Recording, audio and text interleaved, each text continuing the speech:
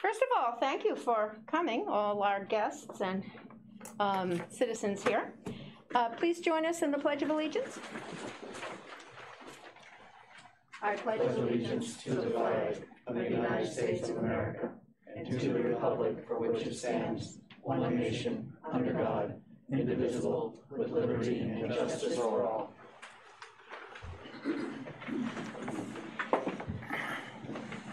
We're going to start our meeting with a conversation from representatives of Volunteers of America.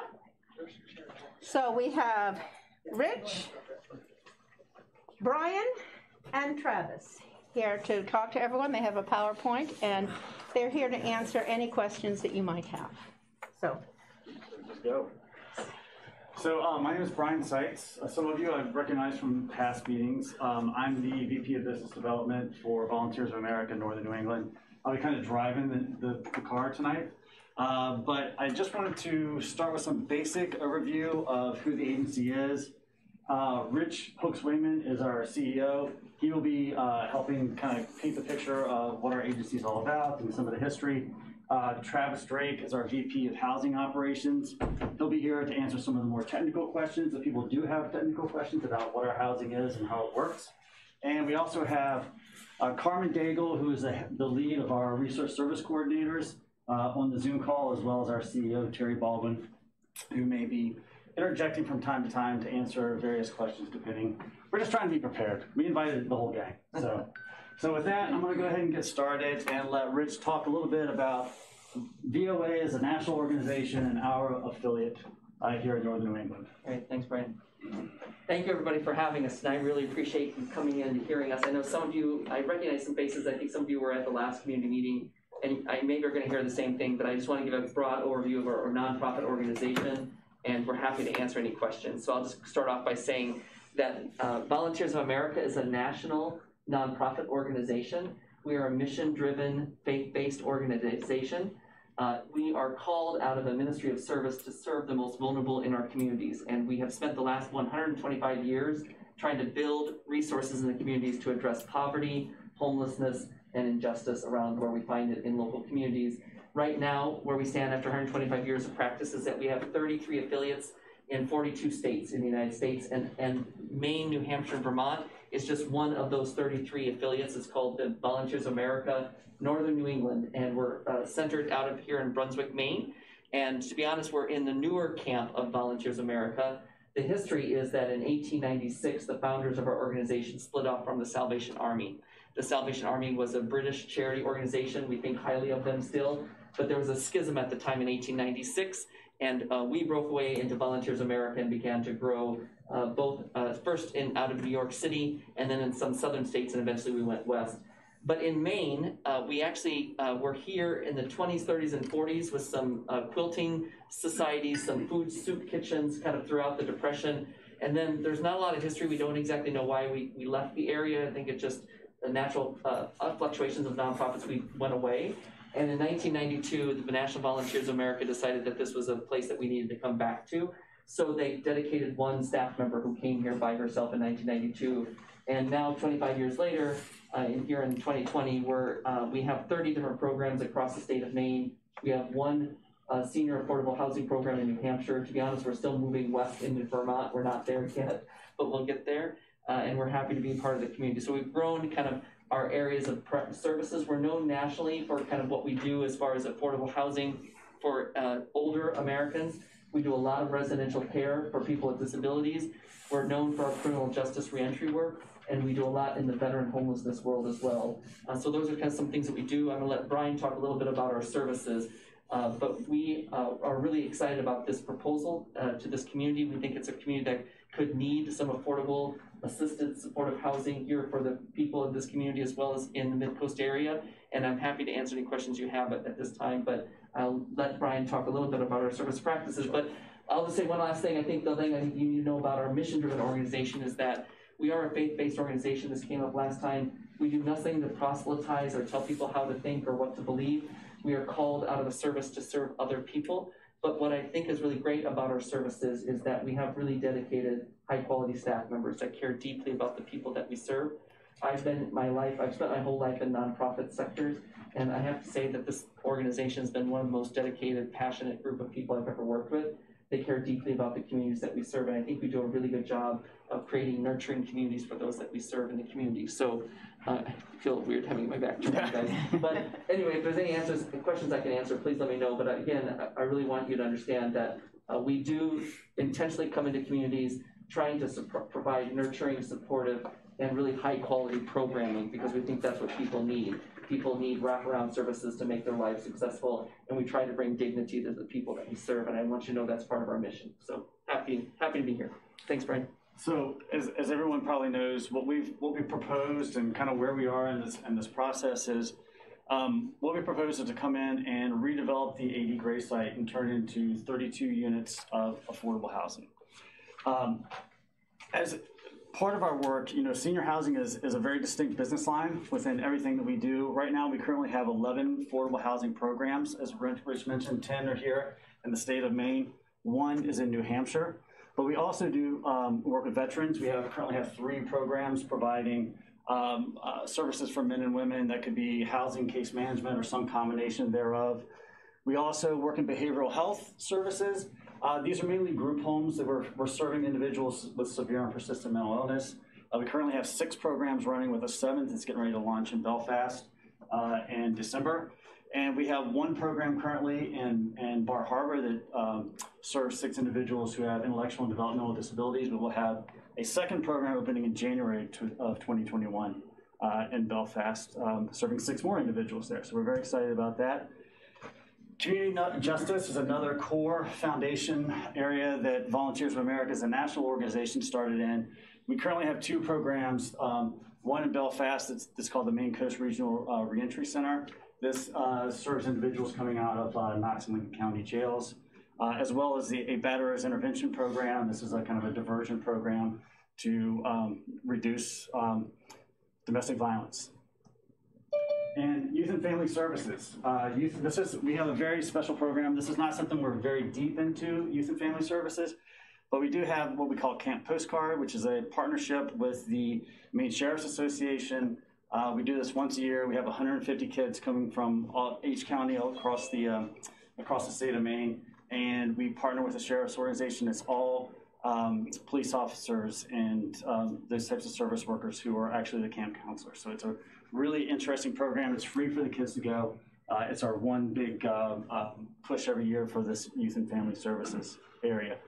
I say all this to make sure everyone understands that we operate in very distinct business lines, and just kind of a visual. These are some of the residential places we have around our group homes.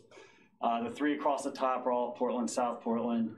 Harbor Place, which I just mentioned a minute ago, is opening up in December and January. It's a duplex with 6 on one side, 6 on the other.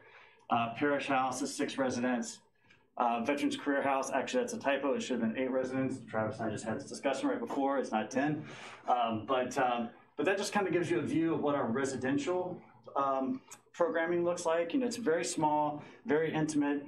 It's usually a 24/7 kind of staffing ratio with individuals in these communities, and focused on different areas. It could be veteran services, or IDD, or intellectual developmental disabilities, or behavioral health, mental health services, that kind of thing.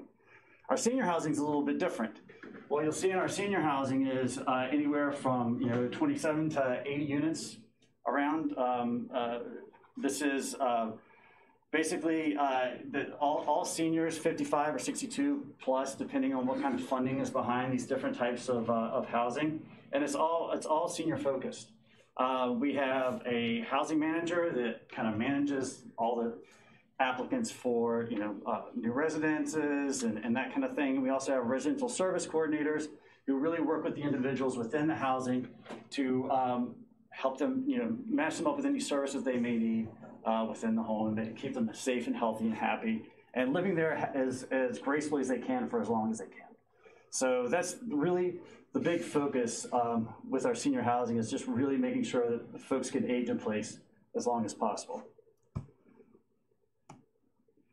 Also, we're really focused on the improved health and wellness. So whether that's nutrition, social connectivity, financial stability. It could be transportation for individuals, getting them to and from the grocery store, to doctor's visits, that kind of thing. We're really focused on making sure that we're addressing those social determinants of health that will keep those individuals safe, happy, and healthy for as long as possible within our homes. And of course, resource coordination so that we can make sure that they get to those services that they need. So with that, I'm not sure what's going on. So let's kind of take a look conceptually of what we're looking at the AD Gray site. And for some of you may have seen this.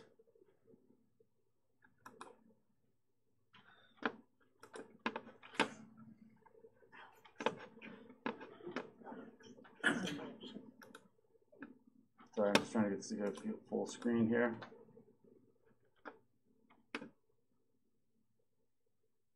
Full screen, but there we go. Hold on, I'm not sure what's going on.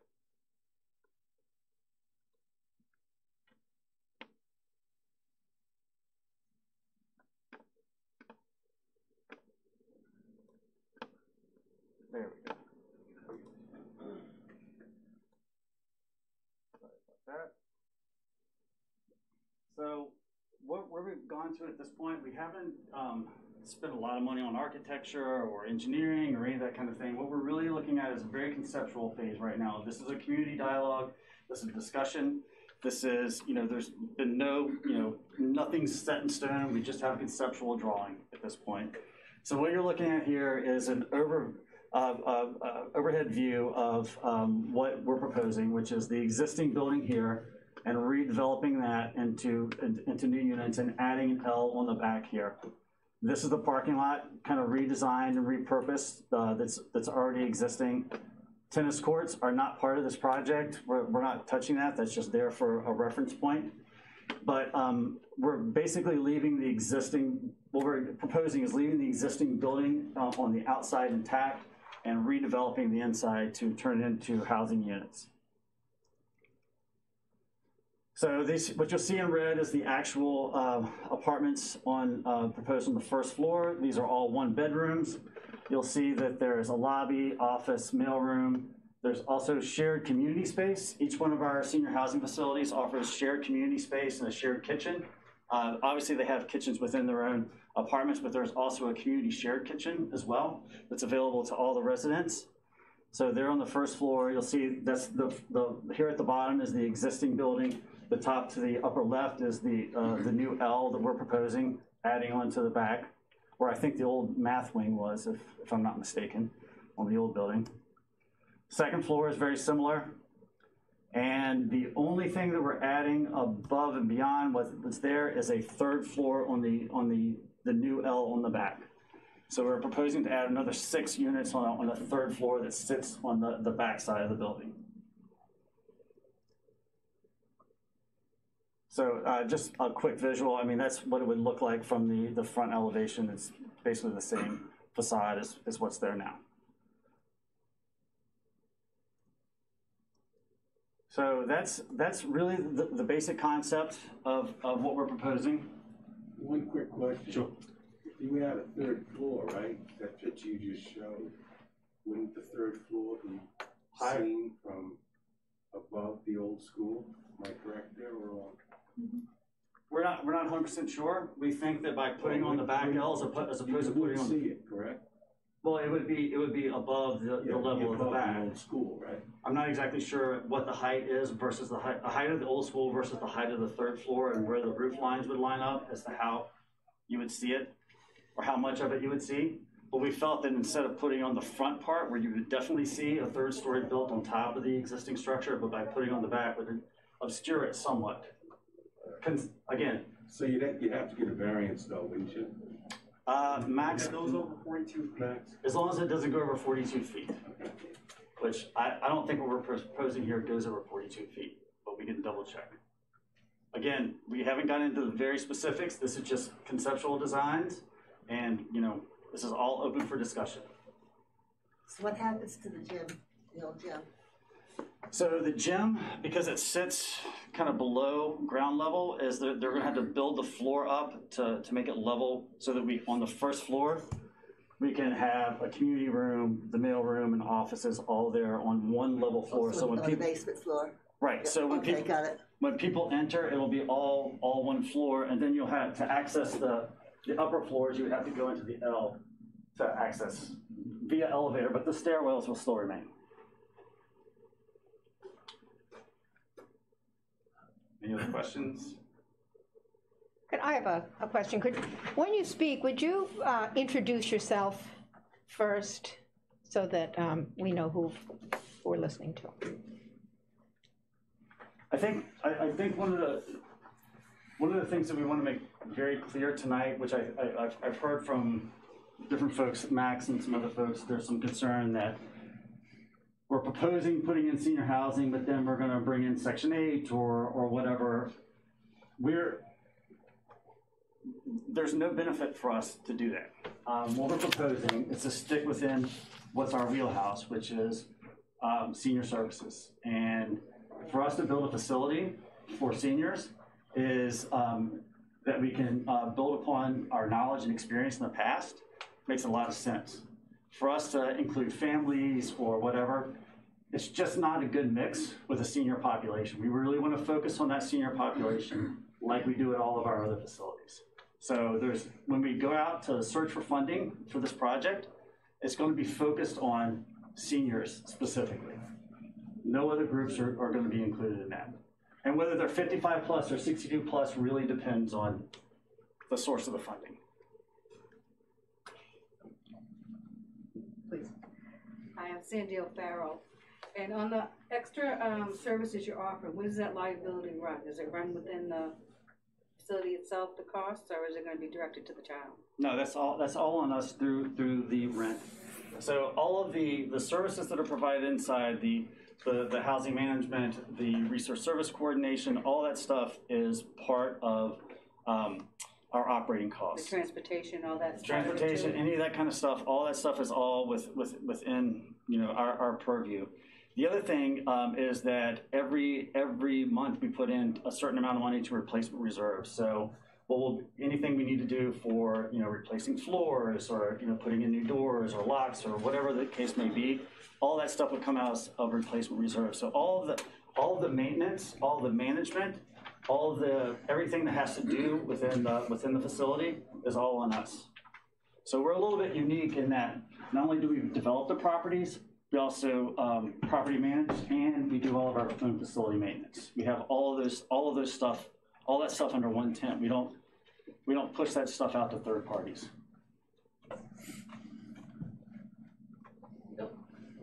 Timmy Cull, in the butter at 61 School Street.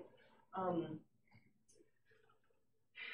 my comments have no reflection on how I feel about the Volunteers of America. I actually think you guys do great work, but after a lot of careful consideration and conversations with neighbors, I've really come to oppose the project. I really think it's wrong for the town. I think it's wrong for our neighborhood, and I think it's wrong actually for the elders. I think it's a little misguided. I'm a nurse, so I work with the elderly population, the elderly frail. I don't know if you guys have actually walked the hills that you're talking about putting 32 to 64 or to a larger to 36 units, even more folks up on the top of that hill. I have a lot of concerns about that. But primarily my concerns are for the town. I think we have a great deal of already subsidized housing in town. We're a town of 5,000. Our average income is $40,000 a year. I think we need to focus on taking care of the folks that are actually in Waldeboro. I know as you guys discussed at the last meeting, you can't give preferential treatment to the needy of Waldeboro. And I think we have enough needy folks already. And I think adding 32 to 64 to 72 more folks that are elderly, frail, impaired, disabled is misguided for us. And I also have a lot of strong feelings about my neighborhood, which is historic village, 18th century, doing whatever rearranging of the zoning that the town is proposing to allow you guys to be part of that historic village. It seems to fly against the intention of the historic village zoning designation, which is to preserve 18th century charm and the 1940s. I've got a lot of concerns about the building itself as well, but anyway, that's my concerns. Okay. So what I will say is that less than 10% of the population within our senior housing facilities are multiples. So usually if we're proposing 32 units, 3 to 4 of those units may have a couple in there. Okay, so we're not talking 72. I mean, we're talking, 36 out of 32 units, basically. As far as people getting around, I mean, these individuals are not frail. This is not an assisted living facility. This is not a 24/7 care facility. Okay, these are individuals who are, for the most part, independent, who may need help connecting to services. They may need someone who might have to come in and do some caretaking every now and then. That's an exception, not a rule. So, for the most part, they're going to be ambulatory. These are active members of the community. So it's not a nursing home. It's not assisted living. This is aging in place. I guess one of the things that confuses me is the first meeting that I attended, you guys, talked about cobbling together the different funding sources and different grant programs. And the one that you mentioned most frequently in my memory was Section 202, which actually is different than what you described, 55 and up. It has to be 62 and up. Correct. It's very low income folks, including the frail elderly. One member of the household has to be 62 at the time that they take, over the apartment. To me, does that mean I'm going to have a 62-year-old who's raising a grandchild in this complex? Is that something you guys see very often? No. So one point on the HUD 202 dollars, we don't even know if those dollars are going to exist. So we were asked a kind of broad question of how are you going to fund this? Sure. HUD 202 is a program that we've used across, I say, 10 of our 11 senior housing facilities. And Travis can speak to the ins and outs of, can you have a child there and all that kind of thing. But it's been a very successful program for us in the past, and it was one that I mentioned, but it's going to be one of many. And the first thing I will say is, even if it is available, it's not enough to cover the entire project. There's just not enough dollars in that fund anymore. So it's going to be some sort of cobbling together of other funding sources. And to your point, as I mentioned before, whether it's 55 plus or 62 plus really depends on the mix of those funding sources. Okay. So Travis, do you want to speak to the 202 component and what that means for potentially having kids and that kind of thing? Could someone be 62 and have their grandchild? They could. If they moved in with them at the time of their initial move-in, they couldn't live with them and be part of the household. How often does that happen? I think out of our 480 units, I think that's happened once, maybe twice. So it's not something we see very often. I think most of our senior housing, the average age is honestly 77 to 78 years old. And these are still very active members of the community. So because someone's 62, I don't think of someone not being active and outgoing anymore. I've met people in their 80s and 90s who are active, out walking every day and getting around just fine. Yeah. Mary Cope, and I also live at 61 School Street. And I have the same concerns that Kitty does, and I particularly, being 77 myself, have real concerns about the people who might live there just getting around, because it's a really tough location on top of that hill. And I just don't think it's a good idea to have elderly 77 to 87 living in a space. I mean, how are they going to get around unless they have transportation provided for them? Well, again, these are individuals this is not an assisted living facility. This is not a nursing home. These are individuals, for the most part, that are living fairly independently. They may or may not have their own car. And if there is transportation needed, like that's the job of the resource coordinator within the facility. So, yeah. And so what other services will they need from the town? I mean, they may need food, they may need some sort of subsidy for other things that they have going on.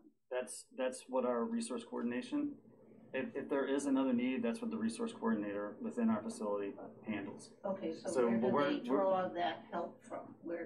It could be a third party nonprofit. You know, maybe they just need, you know, some help with daily living support services. Like they need someone to come in once a week and help clean, for instance. That would come from a third party. Maybe they have, I don't know, what are some other examples, Travis, off the top of my head? Common one may be food stamps, but again, that's not funded by the town. So that would be funded.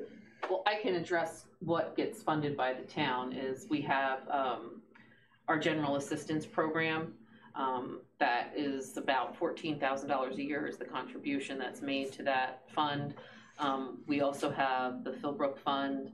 So that's where currently, if somebody were to come into the office and need assistance, part of the issue that we have is making sure that other organizations, that we direct people to other organizations and other places that can help them. Most times people in that situation that come to us for help don't really know what they're entitled to.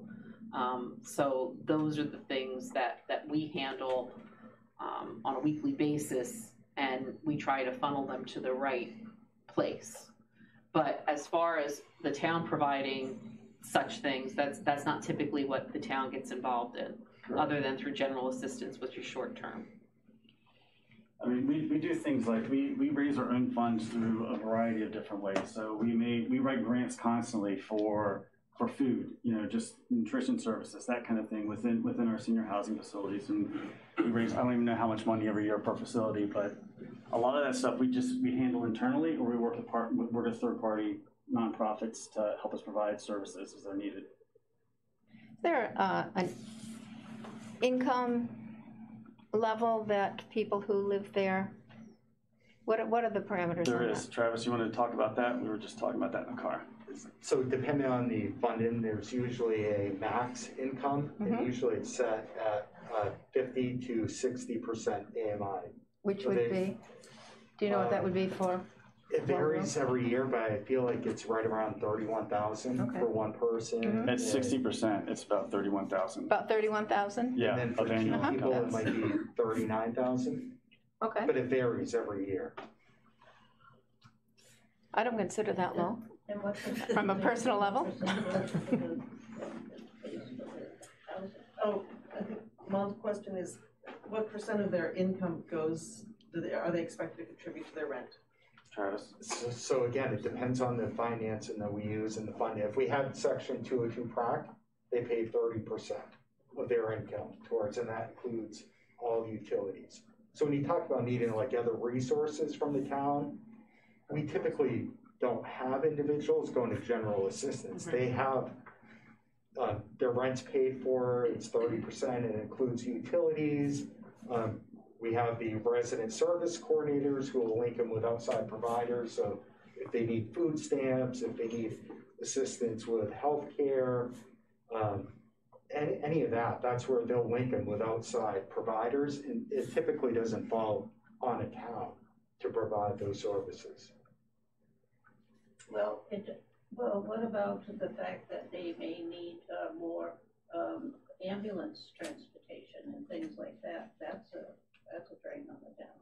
And again, these people, that's part of the goal of the resident service coordinators is before they need that, is they're working on these healthcare needs to prevent that. And again, a lot of these individuals already live in the town or the surrounding communities.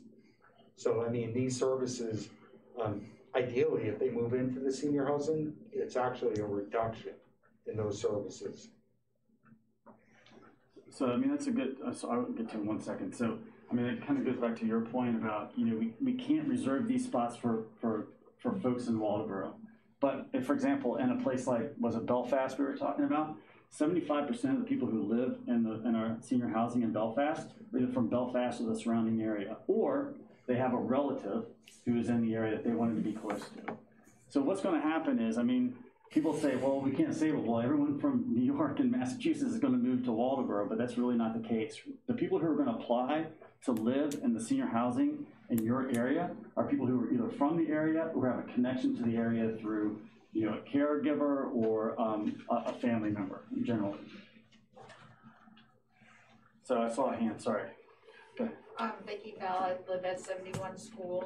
I have to say, upon learning about this, I was just like horrified. We left New York just because they kept on building in small places, and we bought on a really quiet street. And I mean, it's a lot of units that you're really imposing on a nice, quiet, historic street. And I did look at your other senior housing, and they're really big complexes, but they're not adjacent to people's houses. So, you know, there's not as much to complain about. I mean, most people don't want 36 units of anything right at their front door. I mean, construction, people walking, cars, and again, the services that Waldoboro is going to have to provide for these people, because they will. So no question. My comment. It's not Paul Waldoboro. I have a couple of questions, which are sort of related, I think, and related to one of the things you said. It seems to me that our principal concern as a town is one of the long-term implications, logistically and financially. Logistically, finances. You mentioned that the housing coordinator who would be resident would take care of transportation in answer to somebody saying we live on the hill. I thought you were implying that there would be a transportation facility as part of the facility, like a bus, a minibus. Whereas the last time I was here, I think you said there wasn't. There's not. Do any of your facilities provide transportation, your senior housing facilities provide transportation on a routine basis at low cost for residents of the facility? I don't know the answer to that question. Not that we own, but not that we own. The ones that you own and manage. No, not transportation services that we own and run. Is what I'm saying. It is an integrated part of any of your housing facilities. I don't know exactly how to make this so specific. Do you have an integral transportation facility, like a resident bus as part of your budgeted? We have partnerships. We don't run our own transportation services. Who pays for them? Who pays for the partnerships? Do you hire a contractor to run a bus? I'm not sure what those relationships are, Travis. A lot of these are already community action agencies that are providing these. So that's exactly the point of my question, and it follows this question. Older people, even if they're extremely independent, they have one of two conditions. They have a car, which means we'll have a lot of traffic, or they rely on public transportation of some variety, whether it's nonprofit or a contracted service from the elderly housing project, or it's the town that provides it. And this town has been investigating regional transportation because there's already a significant need for sort of housebound people who can't drive anymore. We're a poor town. There are a lot of people aging in place. So we've been talking about that, as any community would.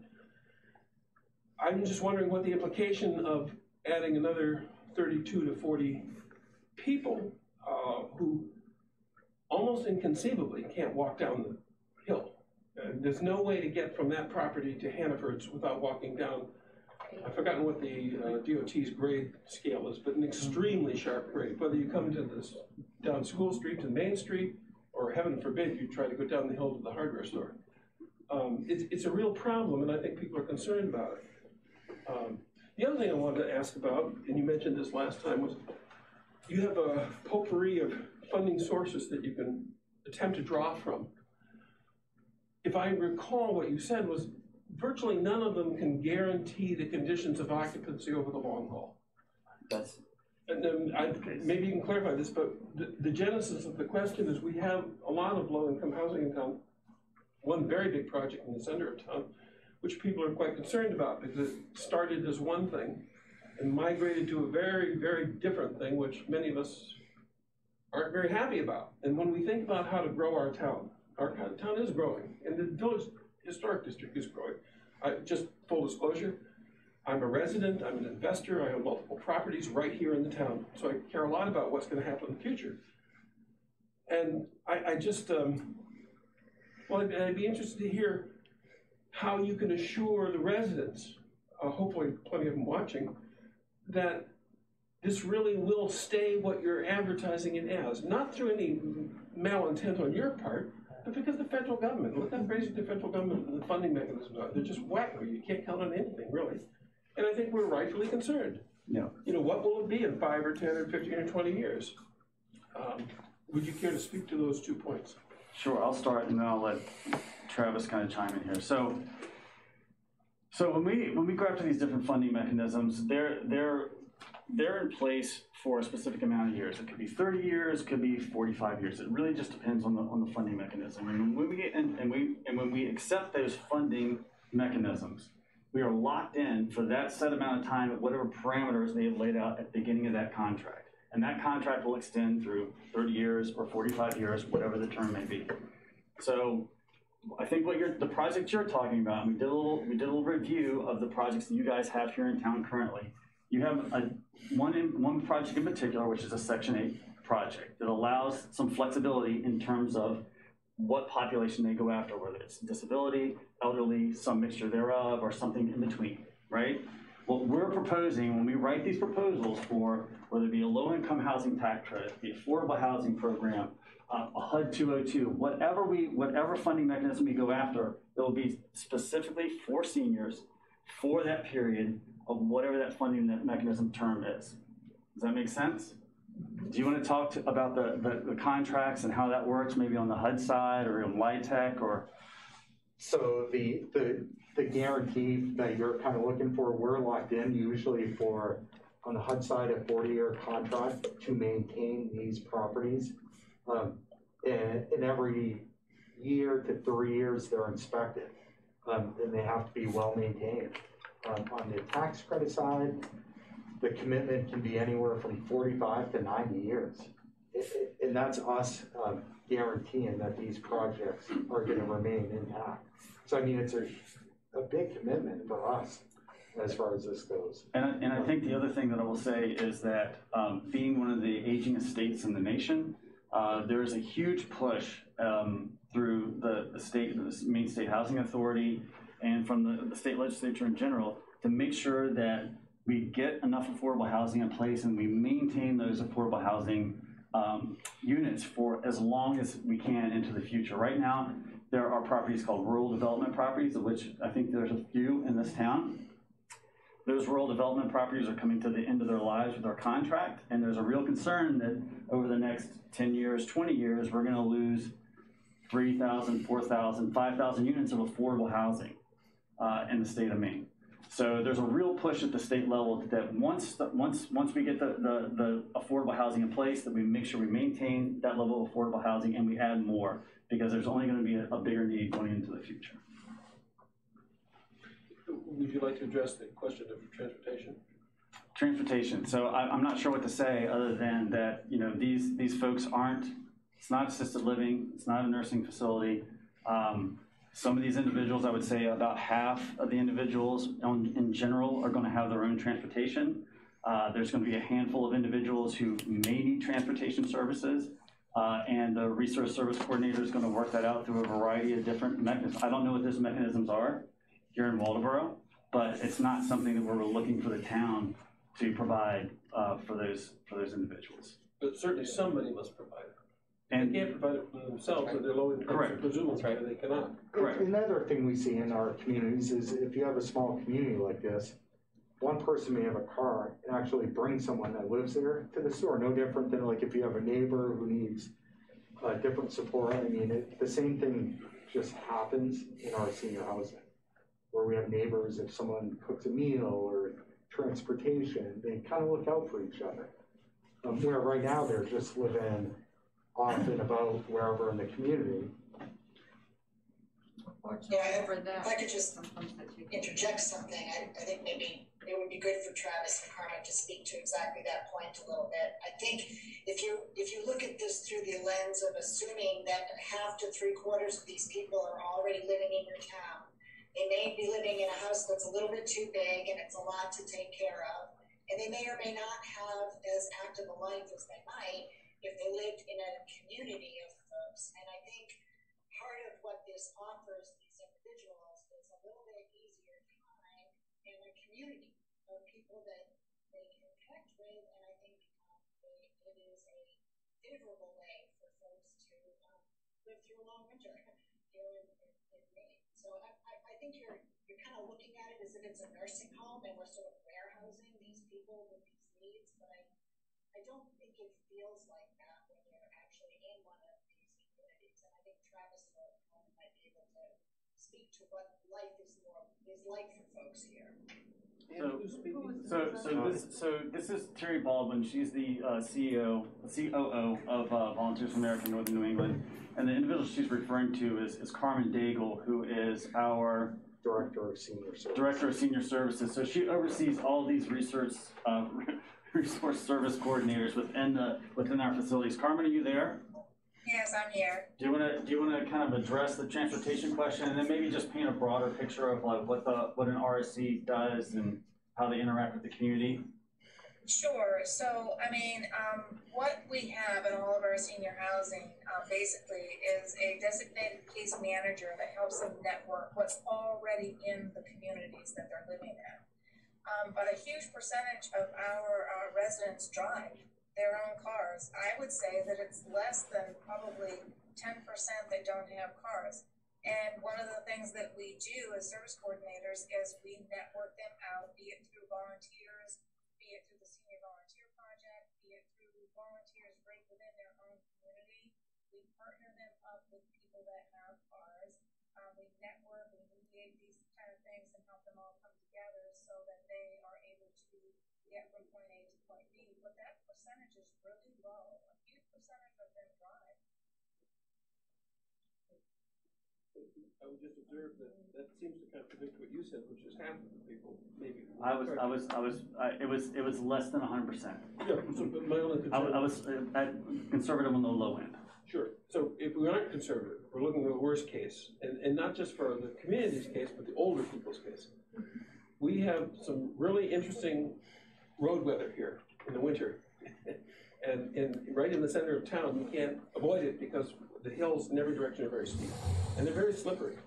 And I would be very concerned about adding 30 cars, 10%, it's actually 32 cars, to a very tight little area on School Street in a snowstorm, when people have to go to the grocery store. I mean, we all know people have to go out, and that's great. But it's an unintended, it should be an anticipated consequence of the development project, and I think we should just all be acutely aware of it. We're a tiny community with a very difficult road infrastructure. I think the location is beautiful. You know, if it were down at the Miller School site, that'd be a perfect place for it. I don't know about the 80 Gray place situation. Personally, I'm concerned about that. And I'm more concerned about the long-term funding issues. You described that you take care of your buildings extremely well, and I'm sure you do. Everybody says you do. But you can't control your funding sources and the rules that they apply to the resident requirements. You just can't. And you've admitted that last time. We all know that. And so we're just concerned that even though you have a 30-year maintenance and so forth contract with some group of federal agencies or charitable agencies, those can't change. We all know they can change.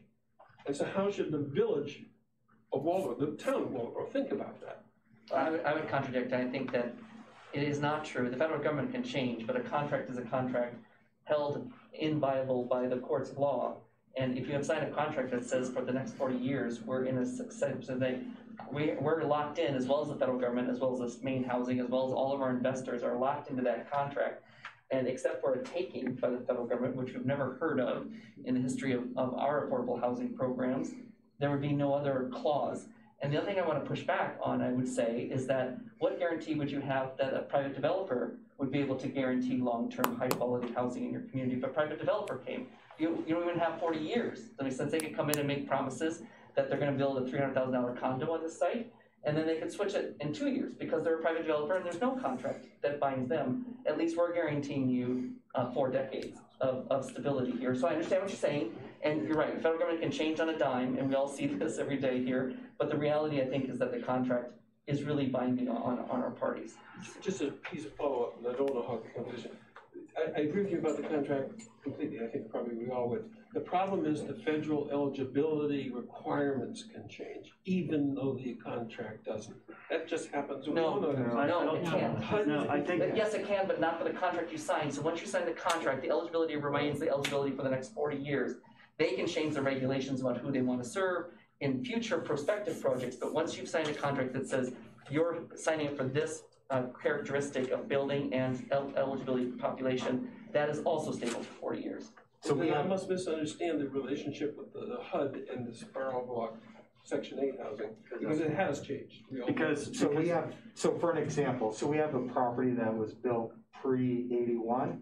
HUD has changed that Section 8 contract, but ours is held to what was pre-81. And anything built after 81 is post-81, as far as the regulations that apply to it. So our contract stayed the same, but HUD did change some of the qualifications and regulations, but it doesn't impact us. So you're assuring the town and everybody that's listening that absolutely the eligibility requirements of any prospective tenant you claim cannot change for whatever the period of your funding contract, 30 years, 40 years. Yeah, I mean, once we sign that contract, we're locked in. And like I said, every proposal we're going to put in for funding will specify what exactly those terms are, whether it's, and some are already prescribed to us, if it's, but when we write an affordable housing program grant proposal, for instance, we actually put in whatever criteria we're trying to meet for the term of that grant. My understanding of the HUD contract, so that you agree and guarantee that you will apply and adhere to their eligibility standards. They may be 62 this year. They may be 45 next year. They may be disabled or something another year. We know that HUD it has to change those over time as needs change nationally. Right. Again, our experience has been, as Travis just illustrated, that once we're locked into that contract sticks with us for the term of that contract. HUD may change it for future contracts, but not for ours. And we can contact our national office at BOA to ask if there's been any example of that, to be fully transparent and honest with you guys. I'm sitting here today, I don't know of any, but I can certainly ask our national housing director if in the history, we've been building affordable housing for BOA since the 40s, and I'll be curious to find out an answer to that, because I've never heard of this. So I hear what you're saying, and not trying to debate you per se, I just have never heard of this, and I will try to get better background information, but it doesn't ring true to me sitting here from what I know. So there's some other questions going around the back there. Start with you. Ben Vale, a butter, former principal of the building, and coincidentally, son of 2 elderly parents. So first of all, I have a question for the town officials. We have a non-binding referendum question, is that correct? Yes. If hypothetically, the wishes of the town were not in favor of this, would that kill the project?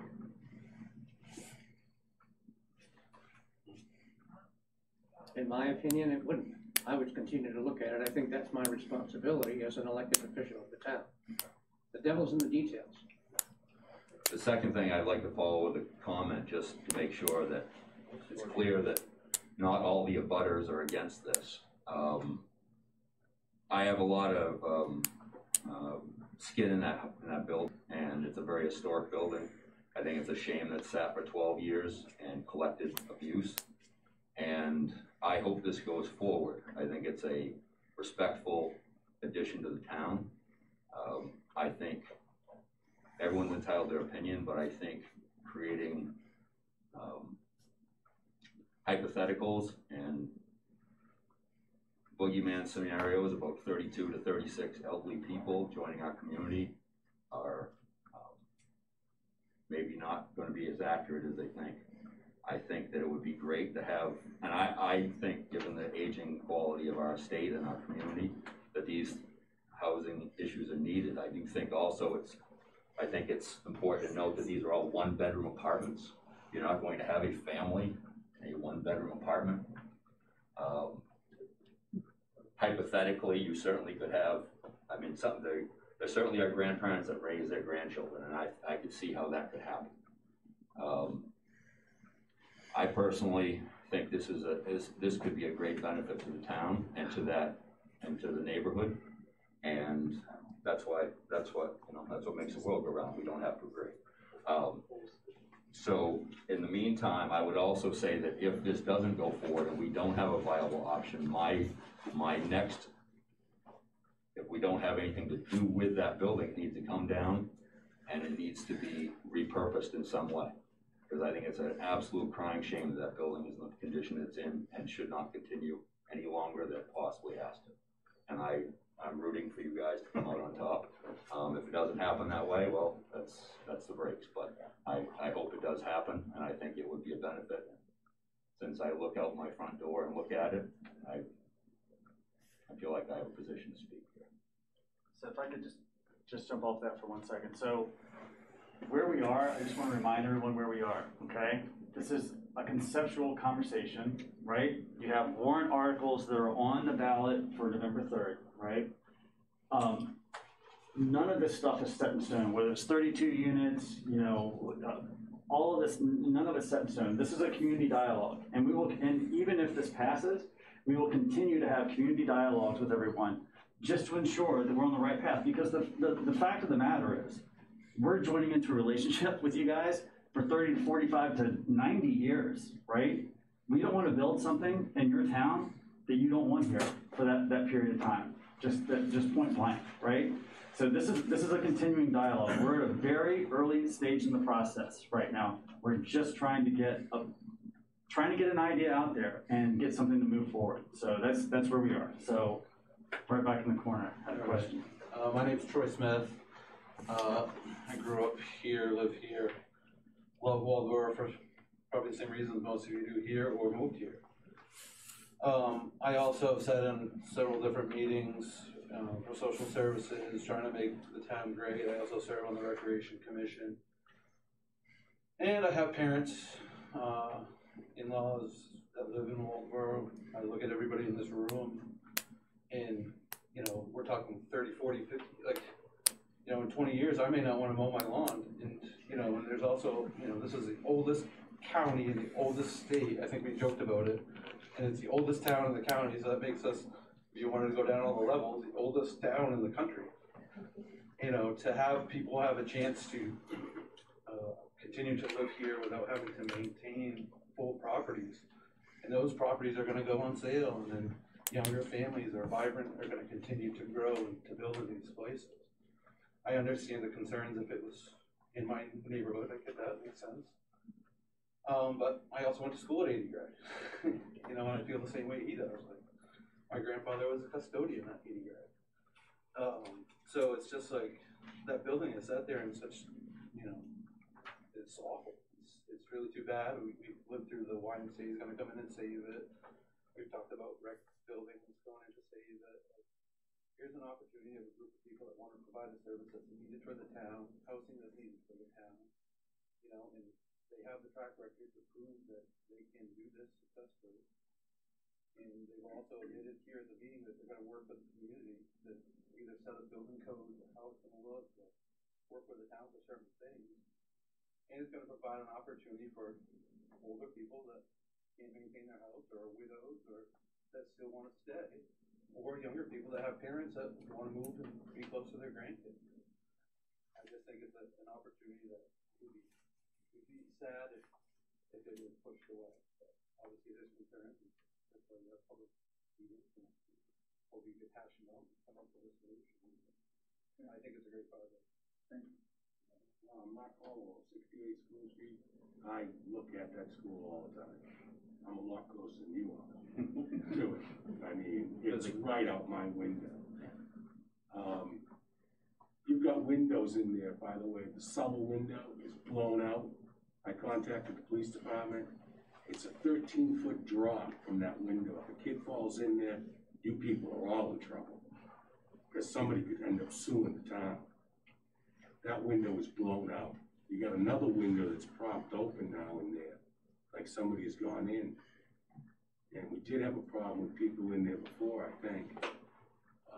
But the police department do know about it. I told them about it. I think it's a great project. I don't know. I bought a house in that neighborhood. It was quiet. It's a beautiful neighborhood. Sure. I don't know if I want 32 more people in there.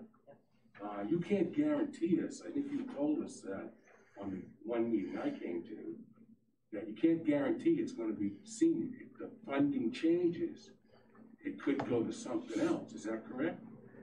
It's not.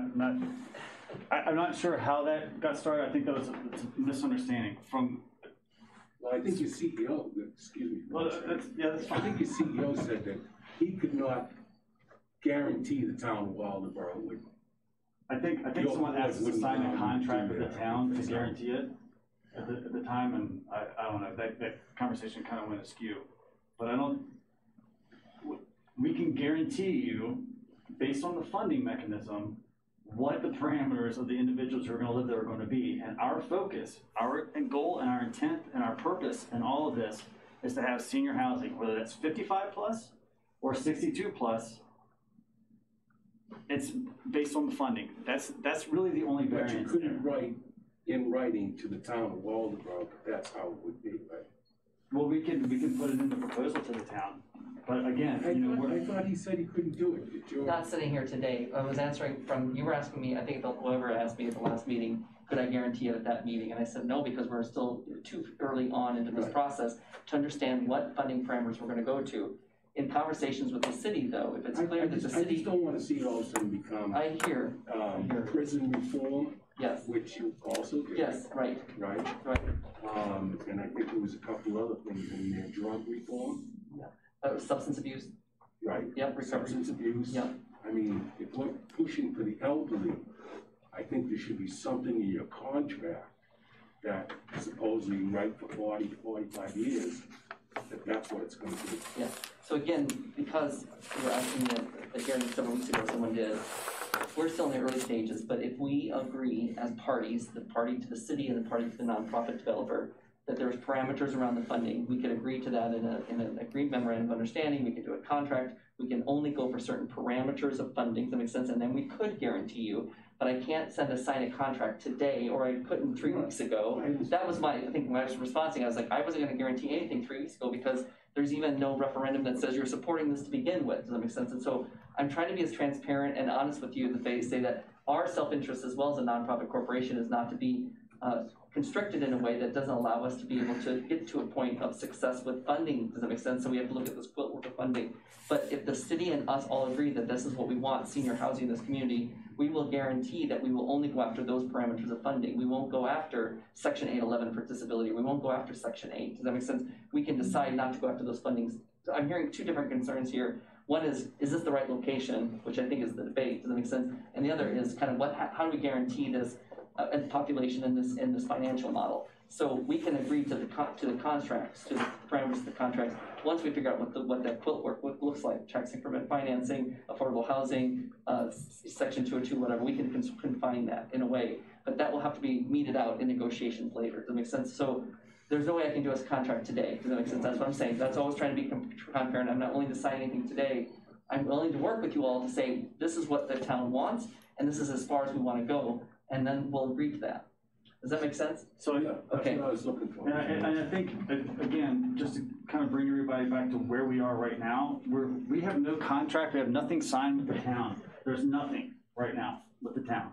We're doing all this kind of like on spec, on the fly, all conceptual, right?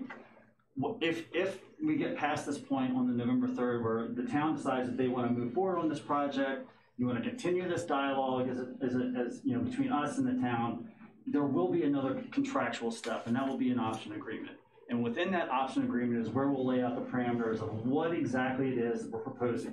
And if we can't hit certain gates, like if we can't get funding through low-income housing tax credit, or we can't get affordable housing, or we can't do these things that we say we can do, then the building goes back to the town. You know, we can lay out those parameters within the option agreement. So you know, if you vote on November 3rd to move ahead with this project, it's not going to happen next week.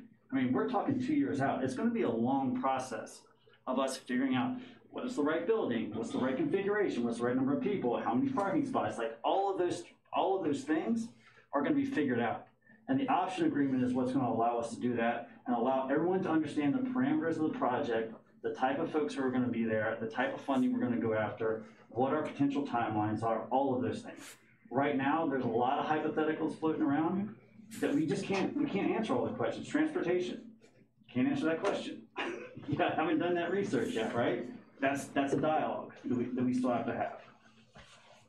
And I just want to point out one thing, and I think I'm right on this, but the one project that everybody seems to be concerned that this would turn into was a private, I don't believe in, Betsy, you'll probably know, because I'm looking around the room thinking you might know this. Was Sprawl Block ever, was that owned by the town, that property? No.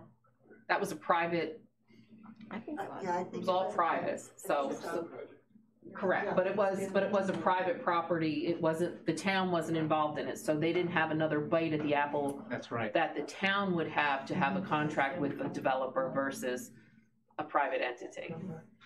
I just wanted to make sure. I wasn't here then, so I wanted to make sure. Who's next?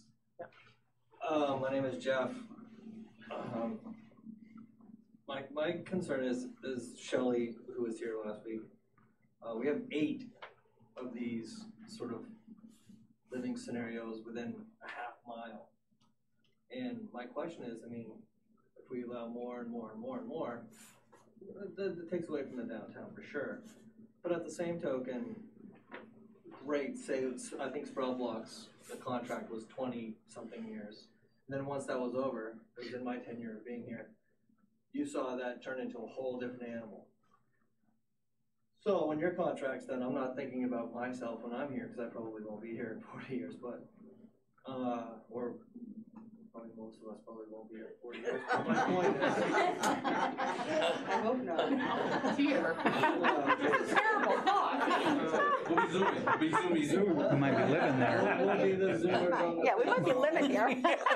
So my point We'll have a would plot. be for the future, so now the town in 40 years, now we have 8 wide open.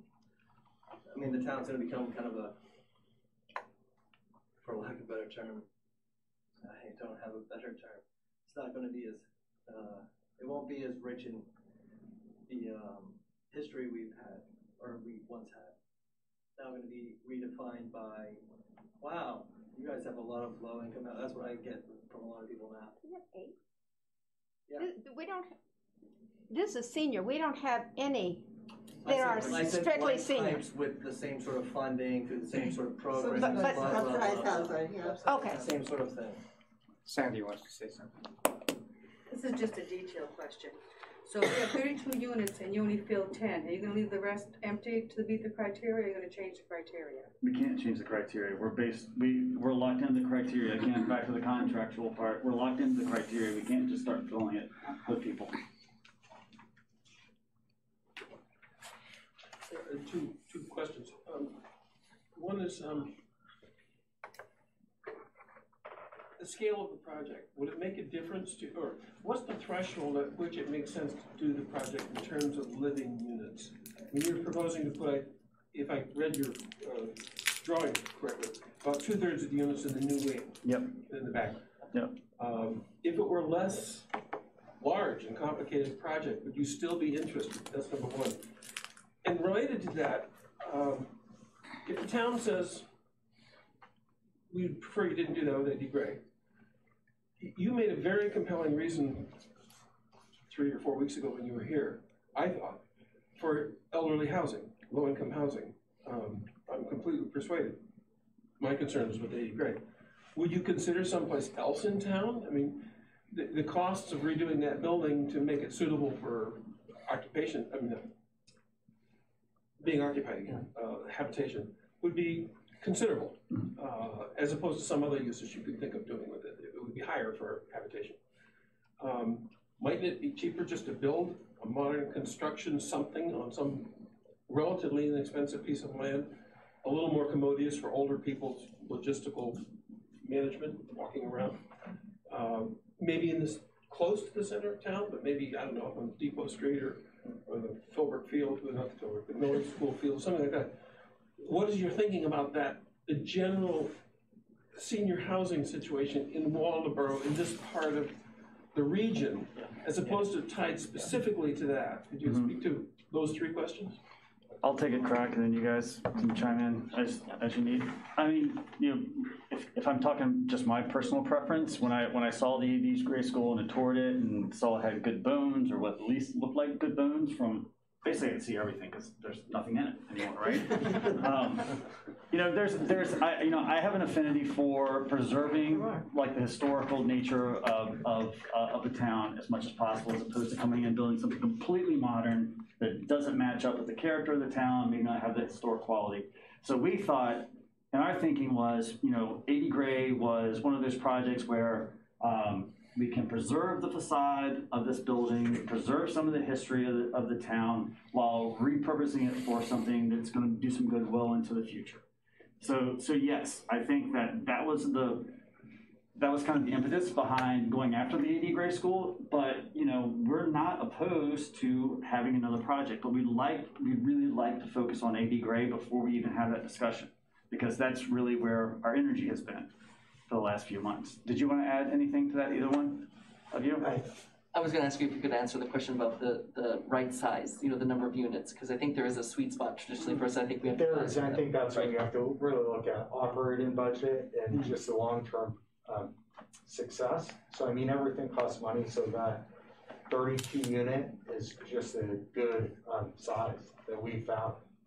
I think some of the other properties we have are 31, 32 within that number. If I can add on to that, if we build a 12 units plex, the rent and the operation revenue that we get from that doesn't afford us to hire a residential service coordinator on site. Does that make sense? And so then you have less services. And we don't want that. We want a community where there's services on site. And that's why the revenue has to be at least a certain size in order for us to pull it off. Am I right about that? Yeah. So I just think our smallest program in the whole state is a 16-unit building on Peaks Island. Does that make sense? Which is connected onto other senior housing in the Portland area that we can draw staff into. So they share locations. Does that make sense? Even though it's on the island. But otherwise, our sweet spot tends to be around this 30 to 40 spot, because that's where we find the financing working for us. And so I'm just trying to be, again, honest and transparent about where that's at. And I think we originally had, when we conceptualized this, we put out, 26 or 24 units, and then we did the analysis. And 32 is just a much more stable number well into the future. I see a hand behind you, I'm sorry.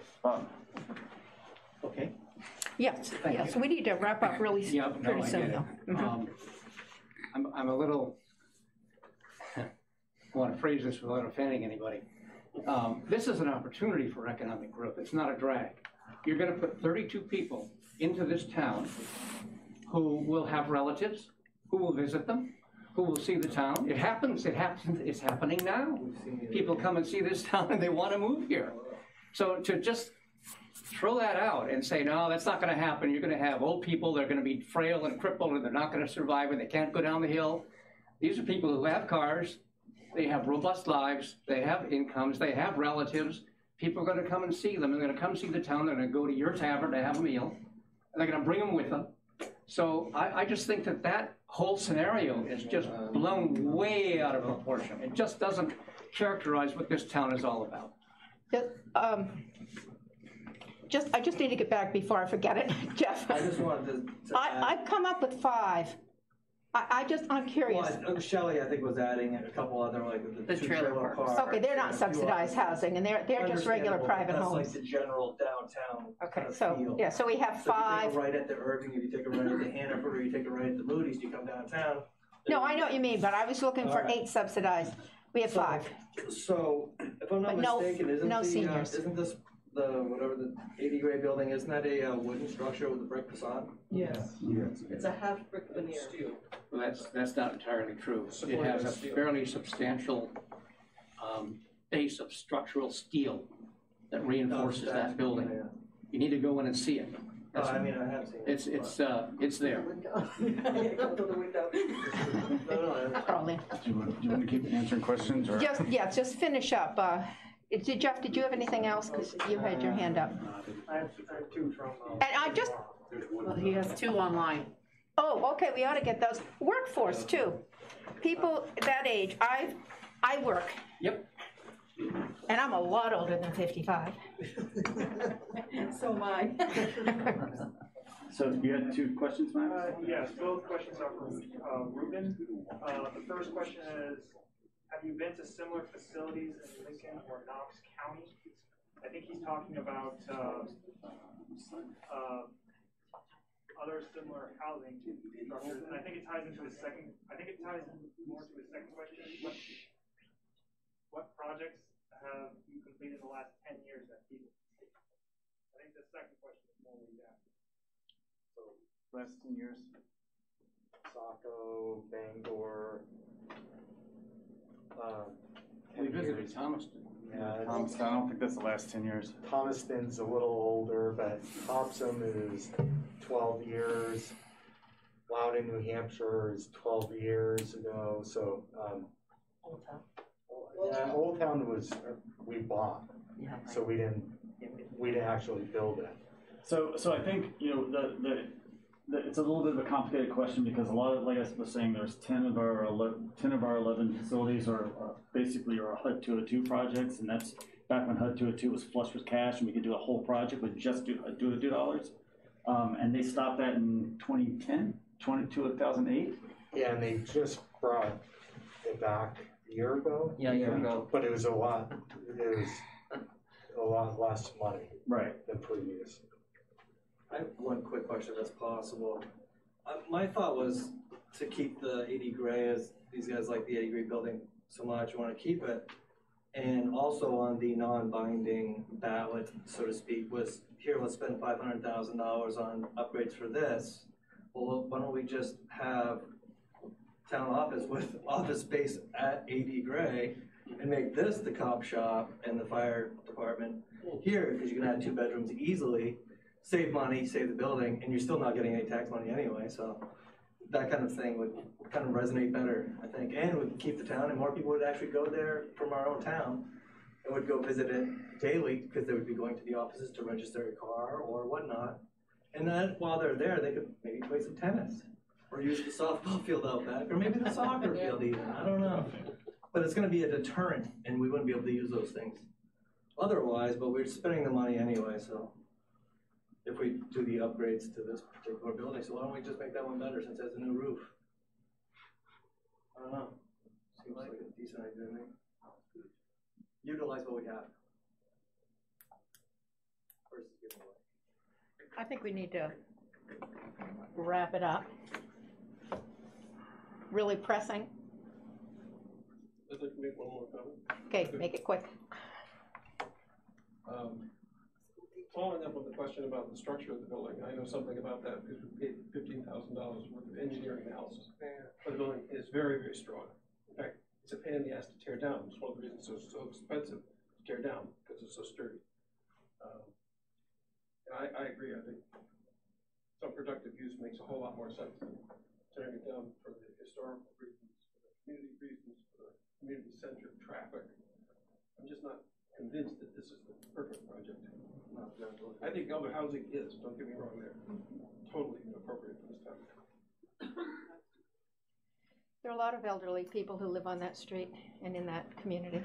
Have for years. I know, here we are. Yep, yep. Well, thanks, everyone. Yes. I really appreciate your comments. Thank you so much for coming. Yes. It's been a good dialogue. Yeah. Thank you. Yeah, we're going to take a 5-minute break. You don't have to leave. We have other town business.